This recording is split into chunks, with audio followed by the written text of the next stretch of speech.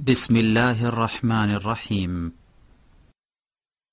ومن أحسن قولا ممن دعا إلى الله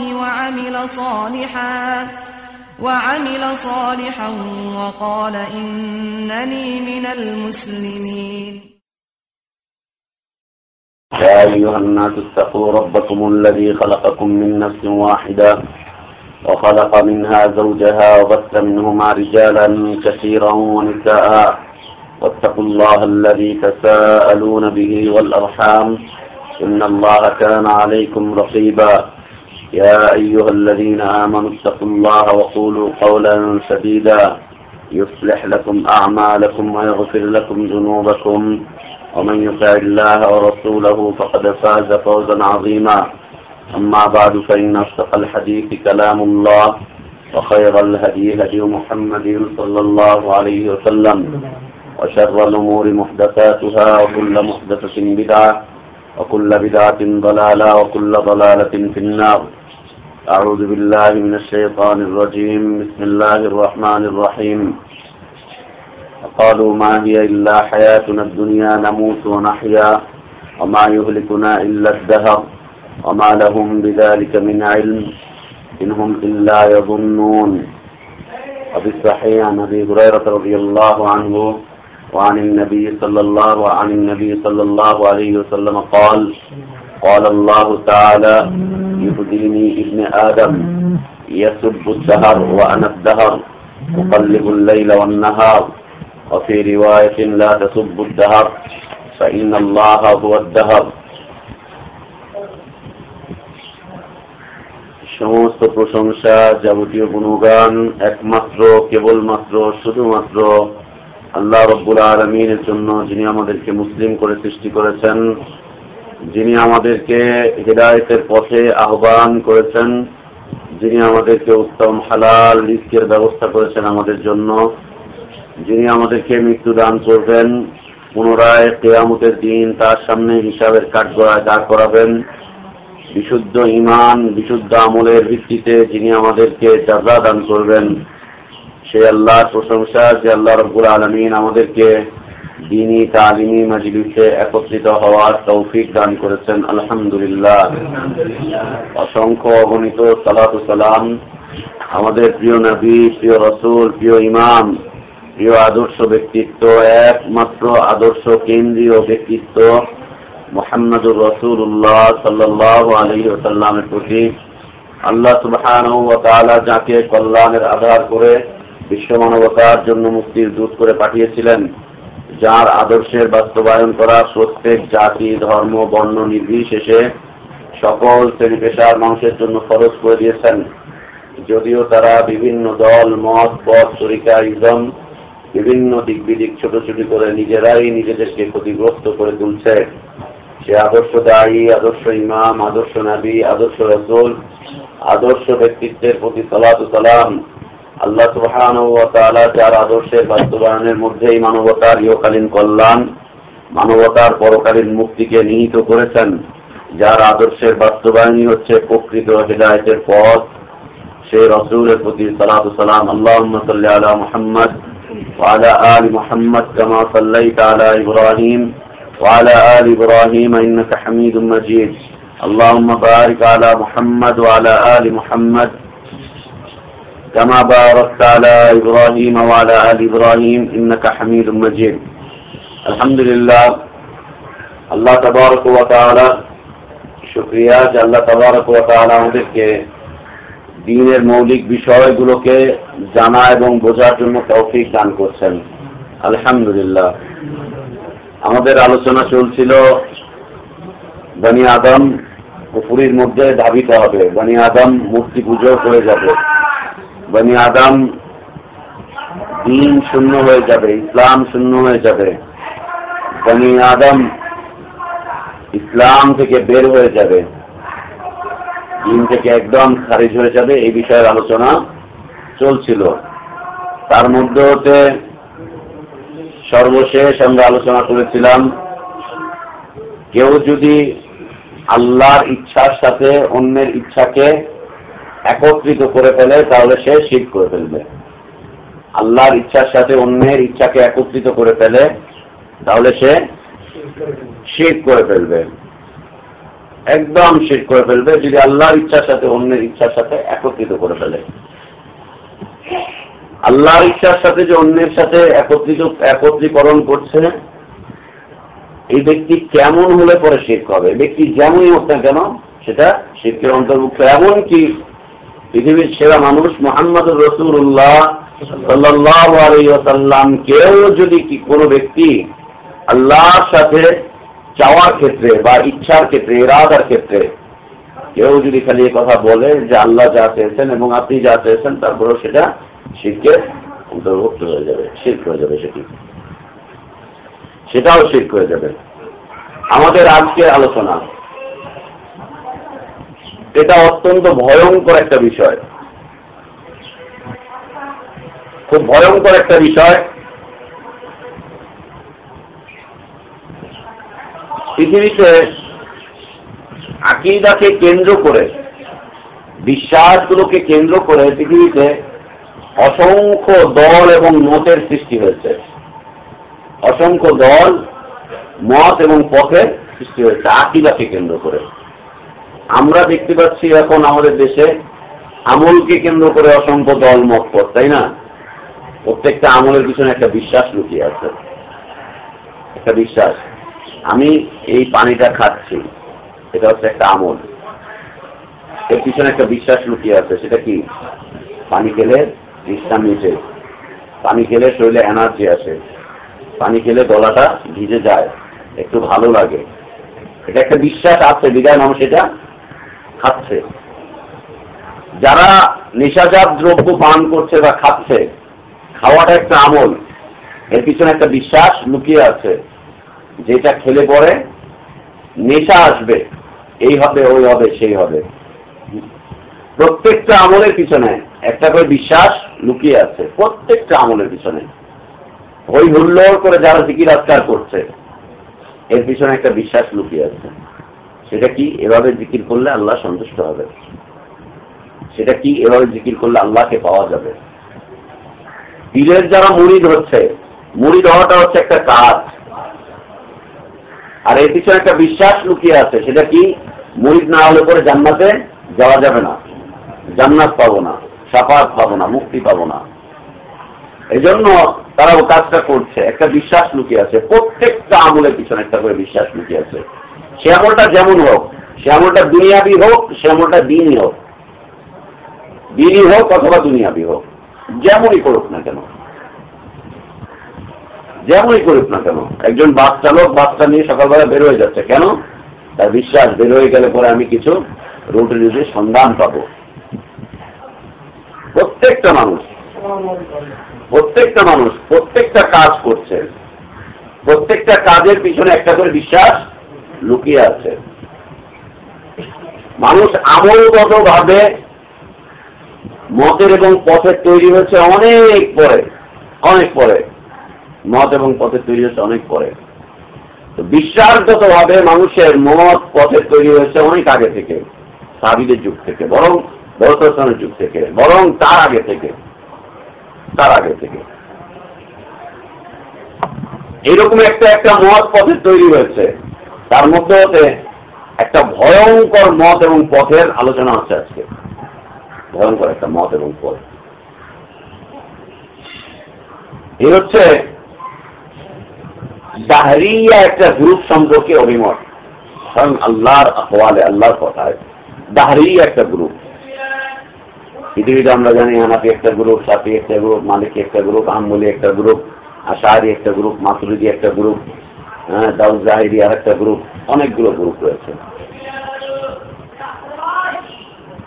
এই গ্রুপগুলোর নাম আমরা জানি। এর মধ্যে হচ্ছে দাহরিয়া একটা সম্প্রদায় আছে।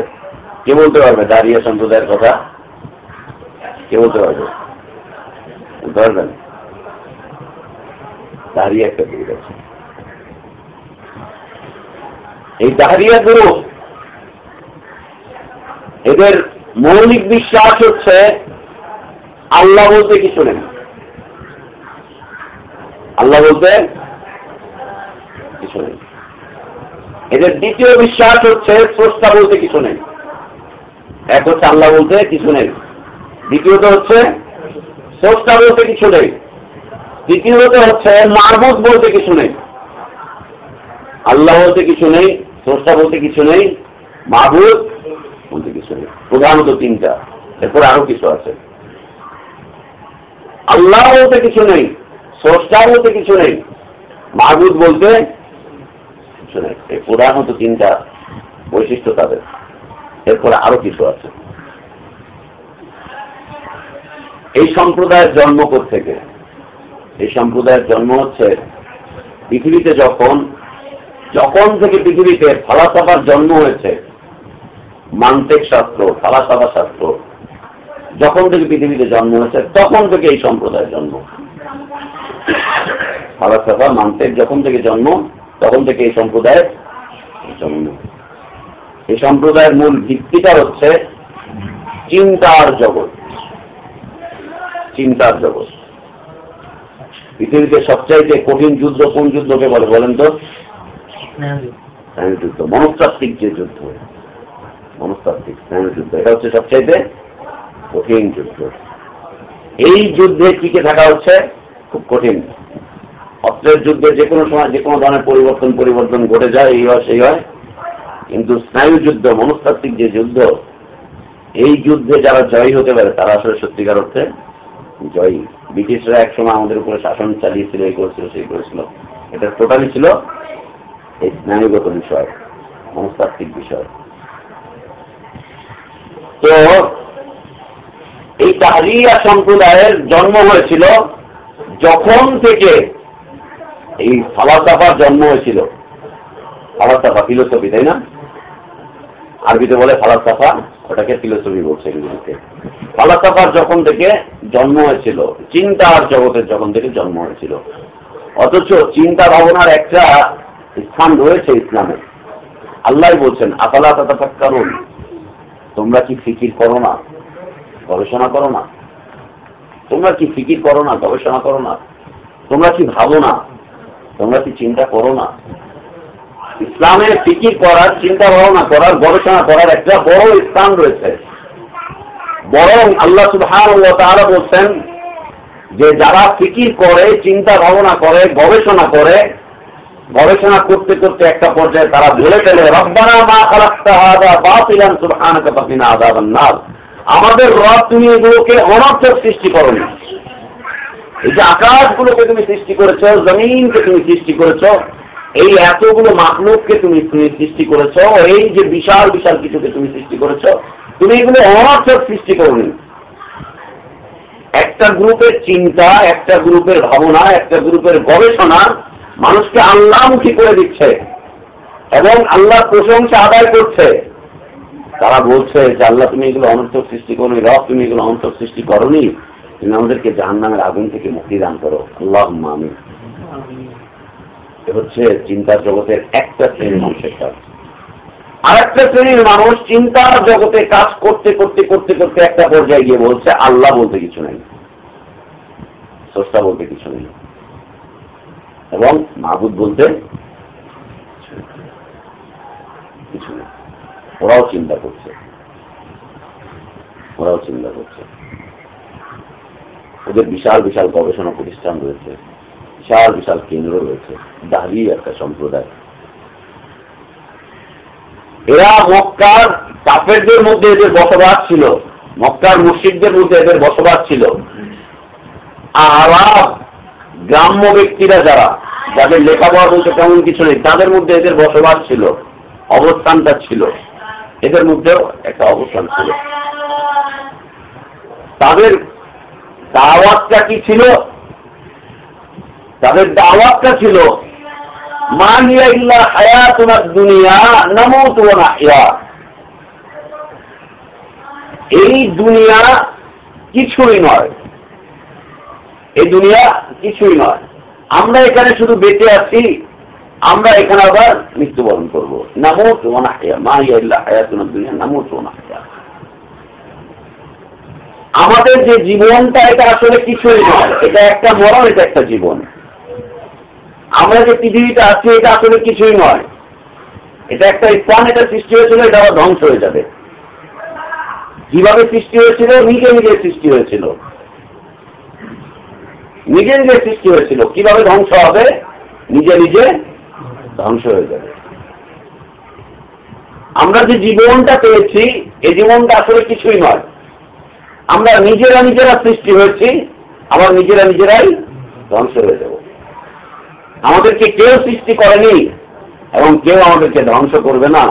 আমরাই নিজেরা নিজেরা সৃষ্টি হয়েছি, আমরাই আবার নিজেরা নিজেরা ধ্বংস হয়ে যাব।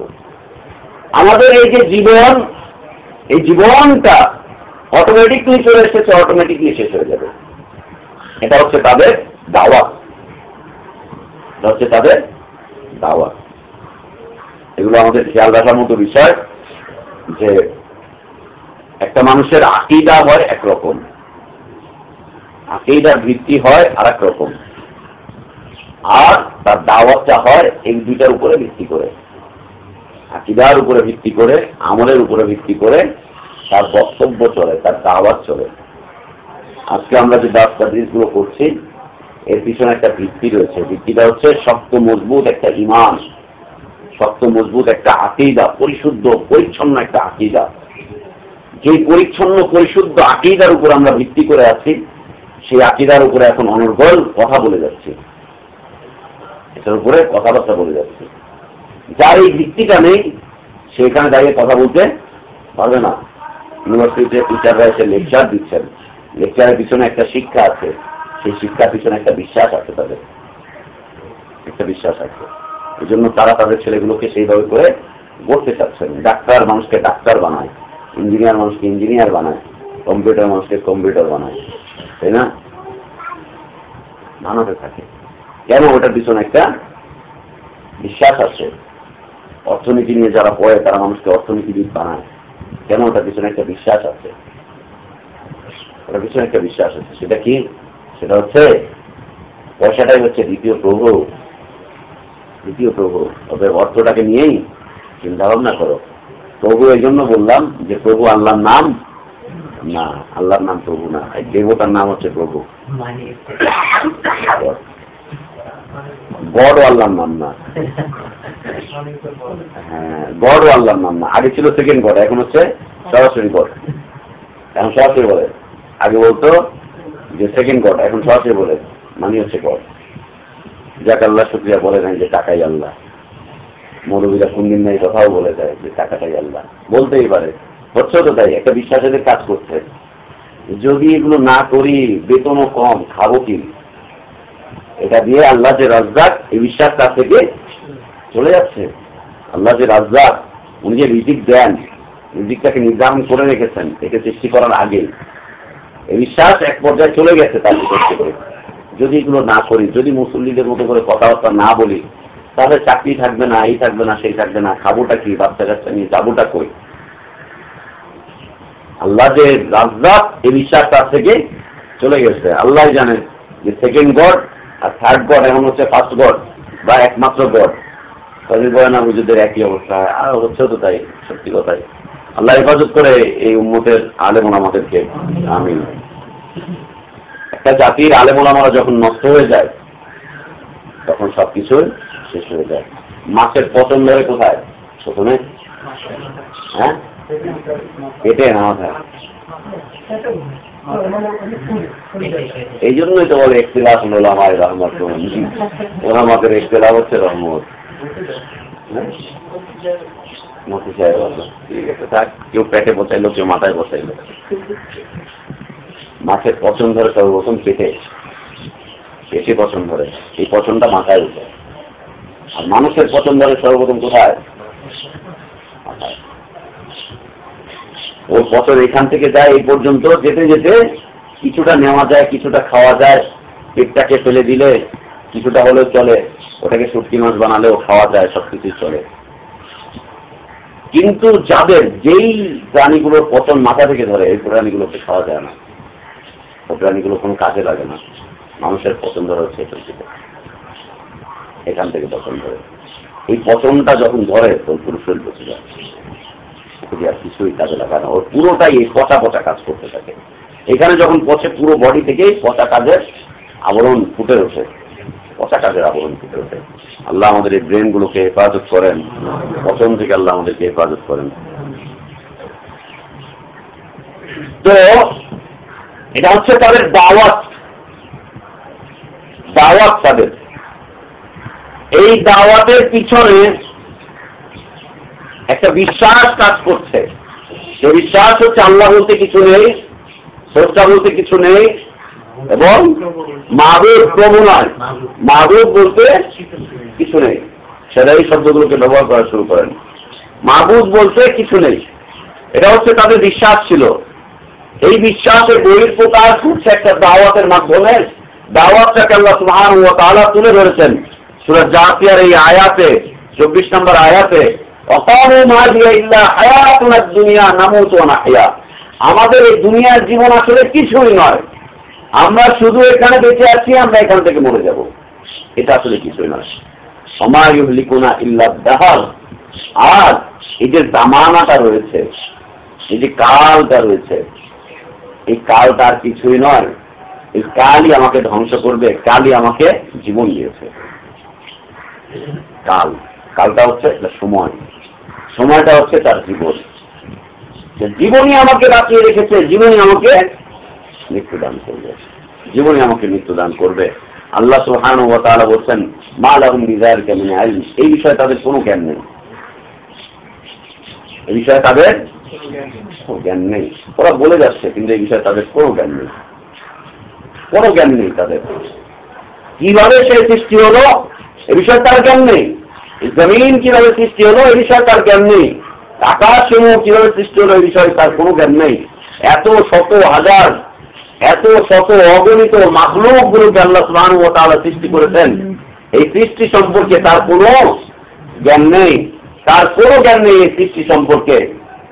মা লাহুম বিযালিকা মিন ইলম, কোনো জ্ঞান নেই তার। ইনহুম ইল্লা ইয়াযুন্নুন, বরং তারা শুধুমাত্র ধারণা প্রসূত কথা বলে, ধারণা প্রসূত বিশ্বাস করে। তারা যে বিশ্বাসটা করছে এটা হচ্ছে তাদের ধারণা, তারা যে কথাগুলো বলছে এটা হচ্ছে তাদের ধারণা, তারা যে পথে দাওয়াত দিচ্ছে এটা হচ্ছে তাদের ধারণা, এটা হচ্ছে তাদের ধারণা মাত্র। আল্লাহু আকবার। পৃথিবীতে এই সম্প্রদায়ের মানুষ হচ্ছে সবচাইতে কম, সবচাইতে কম। পৃথিবীতে নাস্তিক আছে, কিন্তু সবচাইতে কম। মুশরিক আছে পৃথিবীতে অগণিত, ইহুদি আছে, খ্রিস্টান আছে, পৌত্তলিক আছে, মুরতাদ আছে, অসংখ্য আছে, কিন্তু নাস্তিকের সংখ্যা হচ্ছে পৃথিবীতে সবচাইতে কম। নাস্তিকদের দাওয়াতই এটা।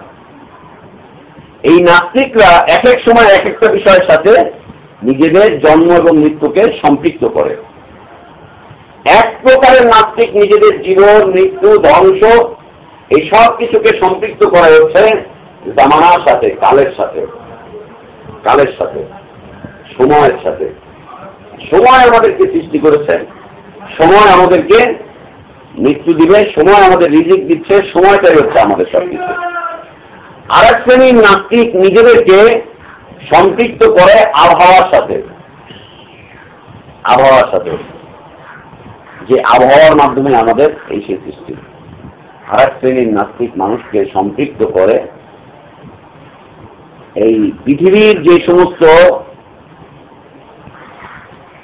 উপাদানগুলো আছে, হাওয়া, মাটি, কাদা, পানি, এইগুলোর সাথে, এগুলোর সাথে, ময়লা আবর্জনা এগুলোর সাথে, এই 3-4টা বিষয়ের সাথে এরা মানুষকে সম্পৃক্ত করে, নিজেদের জীবন, মৃত্যু সবকিছুকে সম্পৃক্ত করে। তার মধ্যে ওটা একটা হচ্ছে জামানা, আজকের আলোচনা যেটা, জামানার সাথে, সময়, কাল আমাকে সৃষ্টি করেছে। তুমি যে মায়ের পেটে আসলে বলছে এমনি চলে এসেছি, এমনি চলে এসেছি। তুমি যে দুনিয়াতে এখন চলছো বলছে কাল আমাকে টিকিয়ে রেখেছে। তুমি যে মৃত্যুবরণ করবে বলছে সময় শেষ হয়ে গেলে সময় আমাকে মৃত্যু দিয়ে দিবে। আসলে আল্লাহ বলছে আল্লাহ নাফসান ইযা জাআ আজালুহা, মানুষের সময় যখন শেষ হয়ে যাবে তখন তার মৃত্যু চলে আসবে। তার জন্য একটু দেরি করা হবে না, একটু দেরি করা হবে না। এদের কিছু কিছু তথ্য কোরআন থেকে নেওয়া, কিছু কিছু তথ্য হাদিস থেকে নেওয়া, কিন্তু বুঝটা হচ্ছে নিজের। তথ্যটা কোরআনের, তথ্যটা হাদিসের, বুঝতে কার? বুঝতে হচ্ছে নিজের। ইনউমিল্লাহের জন্য তথ্য নিচ্ছে কোরআন থেকে, তথ্য নিবে হাদিস থেকে, কিন্তু বুঝতে হবে নিজেদের বুঝ। কোরআন হাদিস নিজের মতো করে বুঝে, যারাই নিজের মতো করে বুঝবে এরা ধ্বংস হয়ে যাবে, পৃথিবীতে শেষ হয়ে যাবে, হালাক হয়ে যাবে, এরা গোমরা হয়ে যাবে, কত নষ্ট হয়ে যাবে। তো এই যে একটা শাস্ত্র, এই শাস্ত্রটা তৈরি হয়েছে পৃথিবীতে, ঠিক আছে, এই একটা শাস্ত্র পৃথিবীতে তৈরি হয়েছে ফালাসাফা, যার মূল বিষয়বস্তু হচ্ছে মানুষকে যুক্তিবিদ্যার মাধ্যম দিয়ে, যুক্তি তর্কের মাধ্যম দিয়ে মানুষকে নাস্তিকে পরিণত করো, নাস্তিকে পরিণত করো, মূল বিষয়বস্তু। ইসলাম কিছু ফালাসাফার সুযোগ দিয়েছে, সেটা হচ্ছে ইসলামের মধ্যে চিন্তা করো, গবেষণা করো এবং ইসলামের দিকে ফিরে যাও। আর এই যে আমাদের দেশে যে ফালাসাফা ফিলোসফি যেগুলো চলছে, এটার মূল তত্ত্ব হচ্ছে মানুষকে নাস্তিক বানিয়ে দাও, নাস্তিক বানিয়ে দাও। এই জন্য আমরা দেখতে পাই আমাদের যে বড় বড় শিক্ষা প্রতিষ্ঠানগুলো আছে, ওইখানে যারা এই ফিলোসফি নিয়ে পড়াশোনা করছে, এরা একটা পর্যায়ে দিন বিমুখ হয়ে যাচ্ছে, দিন বিমুখ হয়ে যাচ্ছে এবং দিনের বিরুদ্ধে কথাবার্তাগুলোকে তারা লিখে যাচ্ছে, কথাবার্তাগুলোকে তারা লিখে যাচ্ছে। এদের মূল কথাবার্তা হচ্ছে আমরা, আমাদেরকে কেউ সৃষ্টি করেনি, স্রষ্টা বলতে আমাদের কেউ নেই, আমাদের কোনো নিয়ন্ত্রক নেই। যদি আমাদেরকে কেউ সৃষ্টি করে থাকে সেটা হচ্ছে আমাদের জীবন আমাদেরকে সৃষ্টি করেছে, আমাদের কালটা আমাদেরকে সৃষ্টি করেছে। আমাদের নিয়ন্ত্রক যদি কেউ থেকে থাকে তাহলে আমাদের কালটা আমাদেরকে নিয়ন্ত্রণ করছে, কালই আমার সবকিছুর প্রয়োজন মিটাচ্ছে। আমার যদি শেষ হয়ে যায় তাহলে আমার কালটাই আমাকে শেষ করে দিবে, কালই আমাকে শেষ করবে, এই করবে সেই করবে, এটাই হচ্ছে কাজ। এবং তাদের একটা ধারণা রয়েছে প্রত্যেক 36,000 বছর পর পর পৃথিবীতে একটা পরিবর্তন আসছে, প্রত্যেক 36,000 বছর পর পর পৃথিবীতে একটা পরিবর্তন আসবে। এই যে পৃথিবীটা আছে, এই পৃথিবীটা প্রত্যেক 36,000 বছর পর পর একটা করে পরিবর্তন আসবে, একটা ধ্বংসযজ্ঞ আসবে, পৃথিবী শেষ হয়ে যাবে। ওই ধ্বংসযজ্ঞ থেকে নতুন করে আবার আরেকটা পৃথিবী তৈরি হবে। ওই সময় যত মাখলুকাত থাকবে সবগুলো মাখলুকাত মৃত্যুবরণ করবে, শেষ হয়ে যাবে। 36 বছর হচ্ছে পৃথিবীর মেয়াদ, 36,000 বছর হচ্ছে পৃথিবীর মাখলুকাত গুলোর মেয়াদ, 36,000 বছর হচ্ছে আকাশের মেয়াদ। এই সেই বলছে, তাদের মধ্যে একটা থিওরি রয়েছে 36,000 বছর পর এই হয়ে যাবে, সেই হয়ে যাবে। মাঝখানে কিছুদিন আগে এই 2007-8 সালের সময় একটা বক্তব্য এসেছিল না ইন্টারনেটে এবং পত্রপত্রিকায়, 2011 সালে পৃথিবী ধ্বংস হয়ে যাবে। হ্যাঁ, 12 না 11, প্রথমত 11 কথা বলেছিল, 2011, 12 কেমন চলছে? 2011 সালে পৃথিবী ধ্বংস হয়ে যাবে, এই থিওরি তারা প্রত্যেকে বলছিল, এই থিওরি প্রত্যেকে বলছিল। পৃথিবী ধ্বংস হওয়ার মতো কোনো আলামত খুঁজে পাওয়া যায় না, কিন্তু তারা একটা থিওরি দিয়েছে। এই থিওরি দিয়ে তারা কিছু বুঝিয়েছে, তারপর তারা কিছু ডেট বুঝিয়েছিল। আপনার মনে আছে কিনা আপনারা ভালো জানেন যে তারা কিছু ডেট দিয়েছিল, ক্যালেন্ডারের তারিখ দিয়েছিল, এই দিয়েছিল, ওই দিয়েছিল, সেই দিয়েছিল। এই তারিখের মূল উৎস ছিল এই থিওরি যে 36,000 বছর পরে পৃথিবী ধ্বংস হয়ে যায়, অর্থাৎ 36,000 বছর 2011 সালে পৃথিবীর হয়ে যাচ্ছে, ধ্বংস অনিবার্য। এই কথা তারা বলেছিল। আল্লাহু আকবার। পৃথিবীর যতগুলো এই তাহরিয়া ছিল সবগুলো তাহরিয়ার এই বক্তব্য আল্লাহ তাআলা মিথ্যা প্রমাণিত করে দিলেন, একদম মিথ্যা প্রমাণিত করে দিলেন। আমরা সবাই এই তথ্য শুনেছি, পড়েছি, কিন্তু এই বিষয়ে বিশ্লেষণ কি আমাদের কাছে ছিল যে তারা কি বিশ্লেষণ দিয়েছে? তাদের বিশ্লেষণ হচ্ছে এটা, 36,000 বছর পর পর পৃথিবীতে যতগুলো মাখলুক আছে, এমনকি তারা কোনো কোনো মাখলুকের বয়সও নির্ধারণ করেছে যে 36,000 বছর হচ্ছে এই মাখলুকের বয়স। আকাশ সময়ের বয়স 36,000 বছর, ব্যাস নষ্ট হয়ে যাবে, এখন ধ্বংস হয়ে যাবে। এই ধ্বংস হয়ে যাওয়ার পরে আমরাও শেষ হয়ে যাব, নতুন করে আবার পৃথিবীর সৃষ্টি হবে ওই ধ্বংসযজ্ঞ থেকে। যেমন বিজ্ঞানের একটা থিওরির কথা বলছে, গ্রহ মারামারি কাটাকাটি করে অ্যাক্সিডেন্ট হয়েছে, ওই অ্যাক্সিডেন্ট থেকে পৃথিবী সৃষ্টি হয়েছে। ওই অ্যাক্সিডেন্টটা কবে হয়েছিল? 36,000 বছর আগে, 2011 সাল হচ্ছে 36,000 বছর। ওই অ্যাক্সিডেন্ট হয়েছিল, দুই গ্রুপের অ্যাক্সিডেন্টের মাধ্যমে পৃথিবীর সৃষ্টি হয়েছে। অতএব আবার এই দুই গ্রহ মিলে অ্যাক্সিডেন্ট করবে, পৃথিবী ধ্বংস হয়ে যাবে, পৃথিবী ধ্বংস হয়ে যাবে। এই দাঁড়িয়ে একটা গ্রুপ রাহমাকাল্লাহ, এদের মূল বিষয়বস্তু হচ্ছে নাস্তিকতা, মূল বিষয়বস্তু হচ্ছে আল্লাহকে অস্বীকার, মূল বিষয়বস্তু হচ্ছে স্রষ্টাকে অস্বীকার, মূল বিষয়বস্তু হচ্ছে মাবুদকে অস্বীকার। আল্লাহ সুবহানাহু ওয়া তাআলা এদেরকে প্রশ্ন তুলে ধরেছেন, সূরা সূরের আয়াত আল্লাহ সুবহানাহু ওয়া তাআলা এদেরকে প্রশ্ন করেছেন, আম খুলিকু মিন গায়রি শাইইন আম হুমুল খালিকুন, এরা কি কোনো কিছু ছাড়াই সৃষ্টি হয়ে গিয়েছে, কোনো উপাদান প্রয়োজন হয়নি, কোনো কিছু ছাড়াই কি এরা সৃষ্টি হয়ে গিয়েছে, নাকি এরা নিজেরাই নিজেদের স্রষ্টা? এরা কিছু ছাড়াই সৃষ্টি হয়েছে নাকি এরা নিজেরাই নিজেদের স্রষ্টা? আম খালাকুস সামাওয়াতি ওয়াল আরদ বাল লা ইউকিনুন, নাকি তারা আকাশ সমূহকে সৃষ্টি করেছে, জমিন সমূহকে তারা সৃষ্টি করেছে, বাল লা ইউকিনুন, আল্লাহ বলছে না না না না, এরা জানেই না, এরা বোঝেই না, ওদের কোনো জ্ঞান এদের নেই। আমাকে আপনাকে আকাশ সৃষ্টি করতে পারেনি, কোনো গ্রহ উপগ্রহ আমাকে আপনাকে সৃষ্টি করতে পারেনি, এই পৃথিবীকে কোনো গ্রহ উপগ্রহ সৃষ্টি করতে পারেনি। দুইটা এক্সপেরিমেন্টের মাধ্যমে নতুন কিছু সৃষ্টি হওয়া যায় না, দুইটা এক্সপেরিমেন্টের মাধ্যমে একটা ধ্বংসযজ্ঞ চলে আসে, তার কোনো কাজে আসে না। দুই ট্রাক মিলের মুখোমুখি অ্যাক্সিডেন্ট করছে, অ্যাক্সিডেন্ট করার সাথে সাথে কাঠগুলো চূর্ণ বিচূর্ণ হয়ে গিয়েছে, চূর্ণ বিচূর্ণ হয়ে যাওয়ার সাথে সাথে সেই কাঠ থেকে নতুন আরেকটা কাঠ সৃষ্টি হয়ে গাড়ির মুখের মধ্যে আবার লেগে গিয়েছে, তাই না? দুই গাড়ি মুখোমুখি অ্যাক্সিডেন্ট করেছে, সামনাসামনি বাড়ি গিয়েছে, ইঞ্জিন গুলোকে ভেঙে চলে একেবারে খানখান হয়ে গিয়েছে। ওই জায়গাতে ওই অ্যাক্সিডেন্টের মুহূর্তেই এই সবগুলো ইঞ্জিনের পার্টস গুলো আবার একটা মধ্যে ঢুকে দিয়ে নতুন করে একটা ইঞ্জিন সেট হয়ে একটা গাড়ির মধ্যে ঢুকে গাড়িটা চলা শুরু করে দিয়েছে, তাই না? তাহলে দুইটা গ্রহ মিলে ফাটাফাটি করলো, মারামারি করলো, একটা পৃথিবী সৃষ্টি হলো, বিশাল একটা পৃথিবী, যার পরিধি এখন পর্যন্ত কোনো বিজ্ঞান মেপে শেষ করতে পারেনি। পৃথিবীর পরিধি মেপে শেষ করা সম্ভব না, এটা সম্ভব না, পৃথিবীর পরিধি মেপে শেষ করা কোনোভাবেই সম্ভব নয়, মাপতে পারবে না। তো এই ছিল বিষয়বস্তু। আল্লাহ সুবহানাহু ওয়া তাআলা বলছেন যে এরা কিছুই জানে না, ইনহুম ইল্লা ইয়াযুন্নুন, এরা শুধু ধারণা প্রসূত কথাবার্তা বলে। আল্লাহ রাসূল সাল্লাল্লাহু আলাইহি ওয়াসাল্লাম বলেন যে আল্লাহ সুবহানাহু ওয়া তাআলা বলেন হাদিসে কুদসি, ইউদিনি ইবনে আদম, বনি আদম আমাকে কষ্ট দেয়, বনি আদম আমাকে কষ্ট দেয়, আমাকে কষ্ট দেয় বনি আদম, কিছু কিছু কথা বলে, কিছু কিছু কাজ করে। কি সেটা?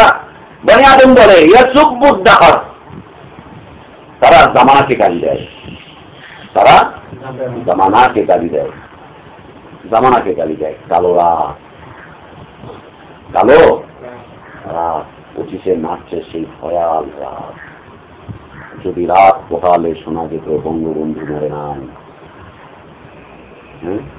রাত পোহালে যদি শোনা যেত বঙ্গবন্ধু মরে নাই, তাহলে বঙ্গবন্ধুর মৃত্যুটা হলো কি করে?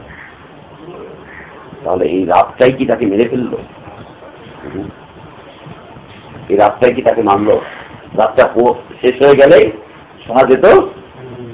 আল্লাহ, ছোটবেলায় কত মজা লাগতো, অনেক সময় বঙ্গবন্ধুর খুব ভক্ত ছিলাম, তো এই গান যখন শুনতাম খুব মজা লাগতো, শুনেও তো তাই। যদি রাজপথে আবার মিছিল হতো বঙ্গবন্ধুর মুক্তি চাই মুক্তি চাই, খুব মজা লাগতো তখন। পরিবারটা আওয়ামী লীগের পরিবার, যাই হোক।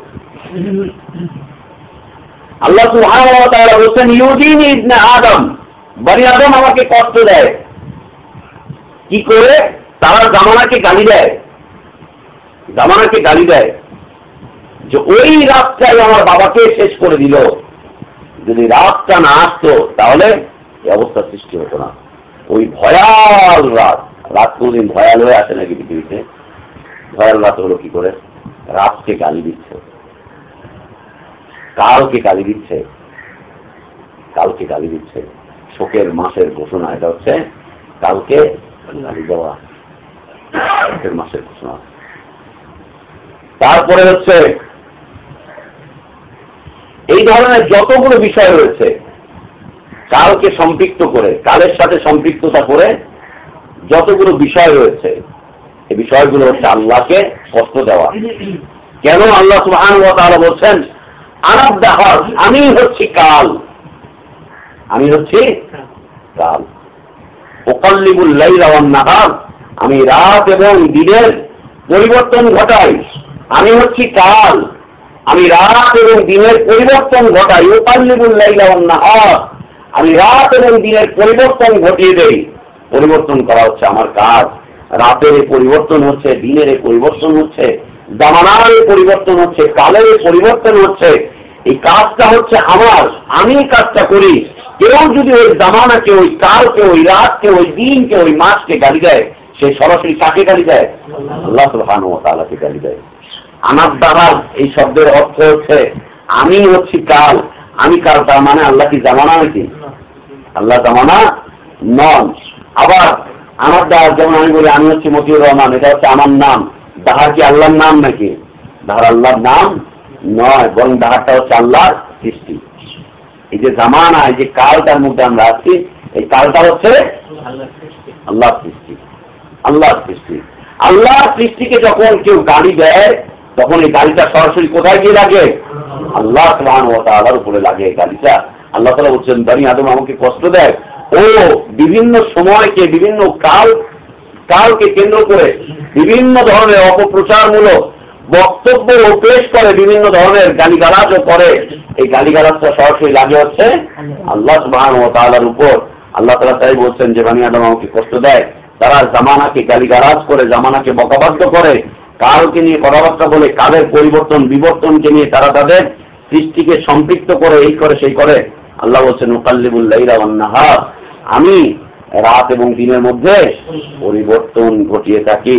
দ্বিতীয় একটি বর্ণনা রয়েছে, আল্লাহ রাসূল সাল্লাল্লাহু আলাইহি ওয়াসাল্লাম বলছেন, লা তাসুব্বুদ দাহার, তোমরা জামানাকে গালি দিও না, তোমরা জামানাকে গালি দিও না, বকাবাদ্য করতে যেও না। তোমরা জামানাকে বকাবাদ্য করো না, জামানাকে গালিগালাজ করো না, জামানাকে তোমরা কটূক্তি করতে যেও না। কেন? ইন্নাল্লাহ হুয়াদ দাহার, এই দাহারটা হচ্ছে আল্লাহর সৃষ্টি। এই দাহারটা হচ্ছে আল্লাহর সৃষ্টি, আল্লাহর সৃষ্টি। তিনি এই দাহারটাকে সৃষ্টি করেছেন, এই দাহারটা হচ্ছে আল্লাহর সৃষ্টি। অতএব তোমরা তাকে বকাবাদ্য করতে যেও না, গালিগালাজ করতে যেও না। আরেকটা অধ্যায় শেষ করি না, ছোট্ট একটা অধ্যায় শেষ করবো না, দেরি হবে। দ্বিতীয় একটা বিষয়, আমাদের এই যে আলোচনাগুলো চলছে, গত সপ্তাহের আলোচনা, আজকের আলোচনা, এই আলোচনাগুলো হচ্ছে বনি আদমের কুফরির মধ্যে প্রত্যাবর্তন করা, তাদের মৌখিক কথাবার্তার মাধ্যমে, মৌখিক স্বীকৃতি, মৌখিক বক্তব্যের মাধ্যমে। তার মধ্যে হচ্ছে একটা বিষয় হচ্ছে আজকের আরেকটা বিষয়, যে মানুষকে, কোন মানুষের এই নামকরণ করা বিচারকদের বিচারক, মহাবিচারক, মহাপরিচালক, মহাবিচারক, মহাপরিচালক অথবা প্রধান বিচারপতি, এই যে প্রধান বিচারপতি, মহাপরিচালক, এই শব্দগুলোর ব্যবহার, আমরা জানি আল্লাহ হচ্ছেন মহান, আল্লাহ হচ্ছেন, তিনি হচ্ছেন সর্বশ্রেষ্ঠ বিচারক, আল্লাহ হচ্ছেন সর্বশ্রেষ্ঠ বিচারক। পৃথিবীর বিচারকগুলো দুর্নীতি পরায়ণ হতে পারে, এদের মধ্যে দুর্নীতির স্বভাব থাকতে পারে, এরা ন্যায় বিচার নাও করতে পারে, এরা ঘুষ খেতে পারে, এদের কখনো কখনো বিবেক বুদ্ধির লোপ পেয়ে যেতে পারে, এরা অন্যায়কে ন্যায় হিসাবে চালিয়ে দিতে পারে, ন্যায়কে অন্যায় হিসাবে চালিয়ে দিতে পারে, এরা যা ইচ্ছা তাই করতে পারে, হচ্ছেও তাই। একটা লোক অন্যায় হত্যাকাণ্ড ঘটিয়ে সে একেবারে বেকসুর খালাস পেয়ে যাচ্ছে, আর 7 বছরের একটা বাচ্চা হত্যা মামলার আসামি হয়ে ও জেলের কারাগারে ভুগছে। গাজীপুরে কদিন আগে একটা ছেলের বিরুদ্ধে মামলা হচ্ছে, ওর বয়স হচ্ছে 5 বছর, ধর্ষণ মামলা, ওনাকে ধর্ষণ করছে 4-5 মহিলাকে, পালাক্রমে ধর্ষণ করছে। এই মামলাও চলে কোর্টে। ছেলে হাসতেই পারে না, নিজে বুঝ নেই ও ধর্ষণ মামলার আসামি, হত্যা মামলার আসামি। আল্লাহ, কি দেশে বসবাস করি? এই বিচারকের কাছে যায়, বিচারক আবার দিয়েও দেয় 6 মাসের জেল, 1 বছরের জেল। গতকালকে পেপারে এসছে, গত 6 বছর একটা মেয়ে, 6 বছর না 7 বছর একটা মেয়ে কারাগার থেকে মুক্তি পেল। বাচ্চার অপরাধ ও কি করতে পারে? ও তো এখন খেলে তুলে, ও খেলা ছাড়া কিছুই বোঝে না, ও লেখাপড়াও যায় না, সরে সরেও করতে পারে না। আল্লাহ, মানুষের এই অবস্থা রয়েছে যে ও দুর্নীতি করবে, ও ইনসাফ করবে না, ওর সমস্যা রয়েছে, ও ঘুষ খাবে, ও সত্যকে মিথ্যা বানাবে, মিথ্যাকে সত্য বানাবে, অন্যায়কে ন্যায় বলে চালাবে, ন্যায়কে অন্যায় বলে চালাবে, একজনের অপরাধ আরেকজনের উপরে চাপিয়ে দিবে। কিন্তু আল্লাহ সুবহানাহু ওয়া তাআলা এগুলো থেকে একদম পবিত্র, একদম পবিত্র। তিনি হচ্ছেন আহকামুল হাকিমিন, সব বিচারকদের প্রধান বিচারক হচ্ছেন তিনি, সব বিচারকদের প্রধান বিচারক হচ্ছেন তিনি, প্রধান বিচারপতি। তারপরে সবচাইতে বড় বিচারপতি এটা হচ্ছে কে? আল্লাহ সুবহানাহু ওয়া তাআলা। মহা পরিচালক এটা হচ্ছে কে? আল্লাহ সুবহানাহু ওয়া তাআলা। এই শব্দগুলোকে মানুষ যখন গায়রুল্লাহর দিকে নিসবত করবে, গায়রুল্লাহর দিকে সম্পৃক্ত করবে, ও বেদীন হয়ে যাবে, ও বেদীন হয়ে যাবে। আল্লাহ যেমন ন্যায় বিচারক, আল্লাহ যেমন প্রধান বিচারপতি, আল্লাহ যেমন ইনসাফ করেন, ঠিক তেমন আল্লাহর আদালত, আল্লাহর বিচারের যে স্থান সেটা হচ্ছে সর্বোচ্চ বিচারের স্থান, সবচাইতে বড় ইনসাফের বিচারের স্থান কিয়ামতের দিন। তিনি যে আদালত প্রতিষ্ঠা করবেন, তিনি যেখানে বিচার কার্য সম্পাদন করবেন, সেটা হচ্ছে শ্রেষ্ঠ আদালত, সেটা হচ্ছে শ্রেষ্ঠ আদালত। তার চাইতে শ্রেষ্ঠ আদালত আর কোনটা নেই। এখন যে বাসের পিছনে লিখে দিচ্ছে মানুষের বিবেকী হচ্ছে শ্রেষ্ঠ আল্লাহ, তাহলে আল্লাহর আদালতের অবস্থা কি? আল্লাহর আদালতের অবস্থা কি? পৃথিবীর শ্রেষ্ঠ আদালত হচ্ছে মানুষের বিবেক, তাহলে আল্লাহর আদালতের অবস্থা কি? যে এগুলো হচ্ছে কুকুরি, এগুলো হচ্ছে একটা একটা বেদিন হওয়ার পর, বেদিন হওয়ার পর। চোরা পথ না, প্রকাশ্য পথ, শুনছেন না? হ্যাঁ, বুঝে না তো, না পড়লে বুঝলে কি হবে? পড়বেন না তো, ঘুরবে না, আড্ডা মারবেন, বুঝে না তো। চোরা পথ না, প্রকাশ্য পথ, দেখা যাচ্ছে। প্রধান বিচারপতি লিখতেছে না, পেপার পড়তেছেন না, চোরা পথ নাকি? স্পষ্ট পথ, এটা প্রধান বিচারপতি। মহাপরিচালক দেখতেছেন না, এটা কি অপ্রকাশ্য নাকি, চোরা নাকি? স্পষ্ট স্পষ্ট লিখে দিচ্ছে, অথচ জানে সবচাইতে বড় পরিচালক হচ্ছে আল্লাহ সুবহানাহু ওয়া তাআলা।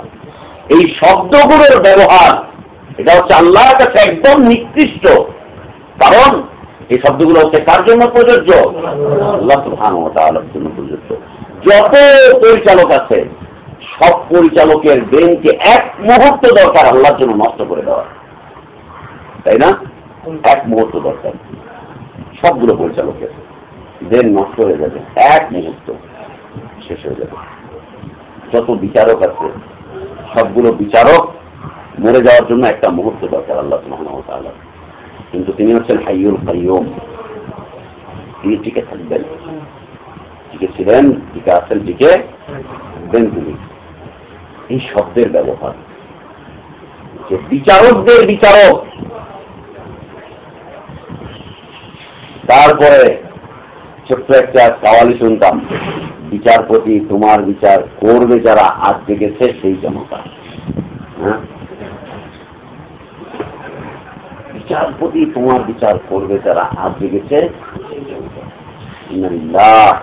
এই কাওয়ালিতে, এই গানে আল্লাহর উপরে বিশাল বড় আক্রমণ, বিশাল বড় আক্রমণ, বিশাল বড় আক্রমণ। তো তারপর হচ্ছে মালিকুল আমলাক, রাজা বিরাজ, মহারাজা। মহারাজার গল্প বলেছিলাম ছোটবেলা থেকে, রাজা বিরাজ, মহারাজা, মহারাজা। এই মহারাজা এই শব্দটা মানুষের জন্য প্রযোজ্য নয়। আল্লাহকে রাজা বলা যাবে না, আল্লাহকে মহারাজা বলা যাবে না, বরং এইগুলো আল্লাহর নাম নয়।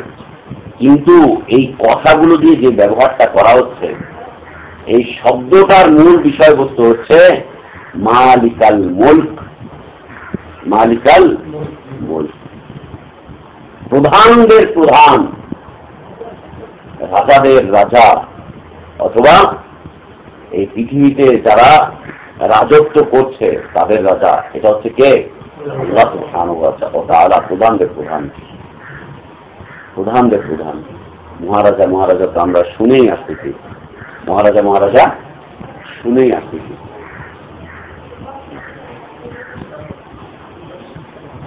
এগুলো হচ্ছে সব কুকুরের পথ, এগুলো হচ্ছে বেদিন হয়ে যাওয়ার একটা একটা পথ।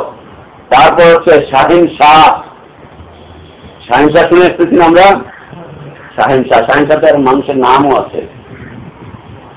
কিছুদিন আগে মোগলদের সময় যখন রাজত্ব চলেছিল তখন তাদের কি বলা হতো? শাহান শাহ। শাহান শাহ, শাহান শাহে আলম, আলম পানা, এই যে শব্দগুলো শুনে এসেছি, এগুলোর যে অর্থ, এই অর্থটা হচ্ছে আল্লাহর সাথে সম্পৃক্ত। এই আলম পানা, শাহান শাহ, জাহাঙ্গীর, আলমগীর, এগুলো হচ্ছে সব আল্লাহর সাথে সম্পৃক্ত। রাজা বিরাজ, মহারাজা, মহাপ্রভু, এগুলো সব হচ্ছে আল্লাহর সাথে সম্পৃক্ত, সবগুলো আল্লাহর সাথে সম্পৃক্ত। এই ধরনের যতগুলো বিষয় আছে। আলমগীর, আলমগীর মানে হচ্ছে যিনি পৃথিবীকে ধারণ করে আছেন তার মুষ্টির মধ্যে, পৃথিবীকে যিনি তার মুষ্টির মধ্যে ধারণ করে আছেন, যিনি পৃথিবীকে টিকিয়ে রেখেছেন, এই শব্দের অর্থ হচ্ছে আলমগীর। পৃথিবীকে কে টিকিয়ে রেখেছেন? আল্লাহ সুবহানাহু ওয়া তাআলা। আলমগীর তো এই যে একটা আলমগীর রয়েছে, আরো কত আলমগীর রয়েছে। জাহাঙ্গীর, জাহাঙ্গীর একই অবস্থা, সমগ্র পৃথিবীকে যিনি ধরে রাখেন তিনি হচ্ছে জাহাঙ্গীর। ফার্সি, ফার্সি নাম। এর চাইতে নাট বল্টু চল্টু অনেক ভালো নাম। এই নামগুলো চাইতে নাট বল্টু চল্টু, এর মধ্যে শিল্পের কোনো গন্ধ নাই। হাতুড়ি, ইরান, ইরাক, ডলার, দিনার, এগুলো অনেক ভালো নাম। বলার নাম আছে না, ডলার, দিনার, আকাশ বাতাস, হ্যাঁ, নাট বল্টু, হ্যাঁ, তারপরে হচ্ছে আলু পেঁয়াজ নাম রাখে, আলু পটল, পটল দেখ মন্ত্রী, হ্যাঁ, মরণ আলী, এগুলো অনেক ভালো। নাট বল্টু চল্টু এগুলো অনেক ভালো, শিল্পের কোনো গন্ধ নেই। একটা ওটা একটা মাকলুক, পটল একটা মাকলুক না আল্লাহ, আলু একটা মাকলুক না, আলু পটল লেখা দিচ্ছে, এক মাকলুকের নাম আর এক মাকলুকে ঢুকা দিচ্ছে, সমস্যা কি? কিন্তু আল্লাহর সিফাত গুলোকে নেওয়া হয়নি। আলমগীর, জাহাঙ্গীর, শাহানশাহ, আলমপানা, মালিকুল আমলাক, রাজা বিরাজ, মহারাজা, মহাপ্রভু, প্রধান বিচারপতি, মহান বিচারপতি, মহাপরিচালক, এই সবগুলো শব্দ হচ্ছে শিরকি শব্দ। আল্লাহর সিফাতের সাথে এগুলো অংশীদার সাব্যস্ত করে। এই শব্দের ব্যবহার মানুষকে বেদিন বানিয়ে দেয়, একদম বেদিন বানিয়ে দেয়। ওর থেকে তাওহীদকে দূরে সরিয়ে দেয়, ওর থেকে দ্বীন দূরে চলে যায়, ও দ্বীন থেকে বের হয়ে চলে যায়, দ্বীন থেকে বের হয়ে চলে আসে এই শব্দগুলোর ব্যবহার।